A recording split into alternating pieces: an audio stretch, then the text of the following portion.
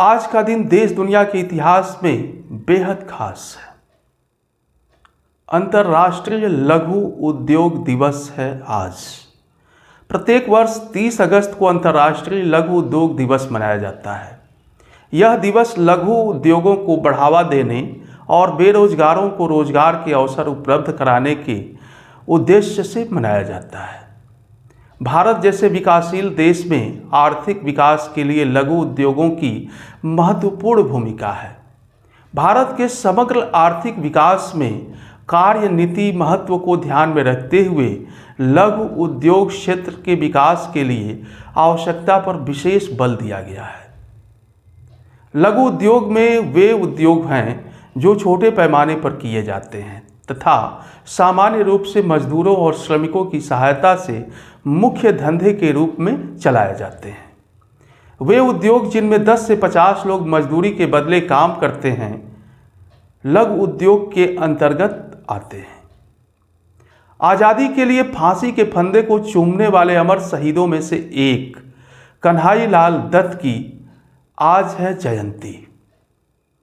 भारतीय स्वतंत्रता संग्राम के क्रांतिकारी कन्हई लाल दत्त का जन्म 30 अगस्त 1888 को पश्चिम बंगाल के चंदन नगर में एक कायस्थ परिवार में हुआ था। चंदन नगर के डुप्ले कॉलेज से उन्होंने स्नातक की परीक्षा दी थी। उसी कॉलेज के एक प्राध्यापक चारू चंद्र राय से गहनता के कारण कन्हई को क्रांति पथ का परिचय प्राप्त हुआ था। खुदीराम बोस द्वारा किए गए मुजफ्फरपुर बम कांड के उपरांत अंग्रेजी राज्य की रातों की नींद हराम हो गई थी। सारा अंग्रेजी शासन चौकन्ना हो गया था। चारों ओर संदिग्ध लोगों की खोज आरंभ कर दी गई थी। खूब दौड़ धूप के बाद गुप्तचर विभाग को इसमें सफलता मिल गई और देश के प्रथम बम षड्यंत्र का पर्दाफाश हो गया। अरविंद घोष, कन्हई लाल दत्त समेत लगभग 35 देशभक्त लोगों को बंदी बनाने में पुलिस सफल हो गई। इन सब बंदियों को अलीपुर कारागार में रखा गया था और वहीं पर इन क्रांतिकारियों पे अभियोग चलाया गया। इसी कारण इस अभियोग का नाम अलीपुर षड्यंत्र रखा गया था। अलीपुर अभियोग में नरेंद्र गोस्वामी नामक एक व्यक्ति भी बंदी बनाया गया था जिसने सरकारी गवाह बनना स्वीकार कर लिया।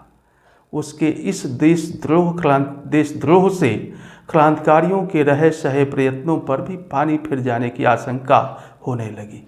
अब जेल में ही कन्हई लाल दत्त और सत्येंद्र बसु ने इस देशद्रोही को सबक सिखाने की एक अद्भुत योजना बना डाली।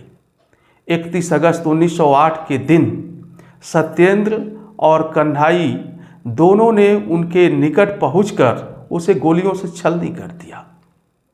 कन्हई को 10 नवंबर 1908 को फांसी देने का दिन तय किया गया। सत्येंद्र को 2 दिन बाद प्राणदंड दिया गया था। देश की स्वाधीनता के लिए अपने प्राणों को न्यौछावर करने वाले भारत माता के वीर सपूतों को बारंबार नमन व भावपूर्ण श्रद्धांजलि। अंतरिक्ष यान डिस्कवरी ने 1984 में आज ही के दिन पहली बार उड़ान भरी थी। डिस्कवरी अंतरिक्ष यान अमेरिकी अंतरिक्ष संस्था नासा के बेड़े में 3 वर्तमान में परिचालित परिक्रामकों में से एक है।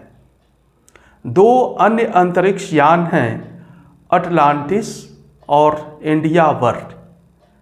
जब 1984 में डिस्कवरी ने पहली बार उड़ान भरी थी तब यह तीसरा परिक्रामक था और अब ये सेवा में सबसे पुराना परिक्रामक है। डिस्कवरी मिशन दोनों अनुसंधान और अंतर्राष्ट्रीय अंतरिक्ष स्टेशन ISS में काम कर चुका है। नासा मतलब national aeronautics and space administration राष्ट्रीय वैमानिकी और अंतरिक्ष प्रबंधन संक्षेप में जिसे नासा कहा जाता है, संयुक्त राज्य अमेरिका की सरकार की शाखा है जो देश के सार्वजनिक अंतरिक्ष कार्यक्रमों व एरोनॉटिक्स व एरोस्पेस संशोधन के लिए जिम्मेदार है। नासा का गठन नेशनल एरोनॉटिक्स एंड स्पेस अधिनियम के अंतर्गत 19 जुलाई 1948 में इसके पूर्वाधिकारी संस्था national advisory committee for aeronautics NCA के स्थान पर किया गया था। इस संस्था ने 1 अक्टूबर 1948 से कार्य करना शुरू किया।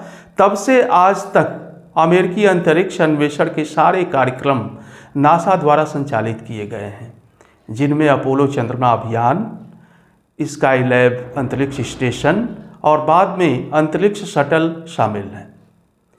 मेलबर्न शहर की स्थापना 1835 में आज ही के दिन की गई थी। मेलबर्न ऑस्ट्रेलिया का एक पुराना शहर है। यह ऑस्ट्रेलिया के विक्टोरिया राज्य की राजधानी है। मेलबर्न ऑस्ट्रेलिया का दूसरा सबसे बड़ा शहर है। कला और संस्कृति का केंद्र मेलबर्न पोर्ट फिलिप खाड़ी के पास स्थित है। प्रायः इस शहर को ऑस्ट्रेलिया की खेल और सांस्कृतिक राजधानी भी कहा जाता है। मेलबर्न की स्थापना 1835 में हुई थी। बाद में कई सालों तक यह ऑस्ट्रेलिया का प्रमुख शहर बना रहा। वर्ष 1901 से 1927 तक मेलबर्न यहाँ की राजधानी भी रहा। अपनी वैश्विक अपील के कारण यह पर्यटकों को भी पसंद आता है।